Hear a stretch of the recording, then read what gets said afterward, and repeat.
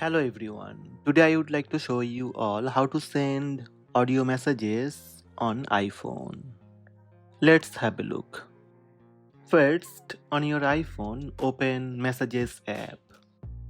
Tap on any existing conversation or send a new message by tapping on the blue icon located on the top right.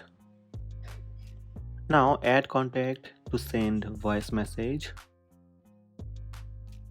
Below the text field, find a blue icon with the recording symbol. Tap on blue recording icon. Tap and hold on red mic icon to record your audio message. And release finger to send that recording immediately. Or you can tap on the red mic icon to record your audio message.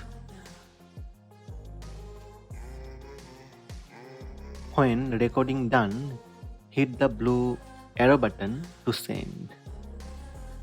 Before send, you can tap cross button to cancel. Or if you press and hold on mic icon, to cancel your recording, keep pressing on red mic icon, drag and release your finger to cancel. So these are the steps to send audio messages on iPhone. Hope this video helped you. Please subscribe my channel by tap subscribe button. Also tap the bell icon to receive notifications about all new videos.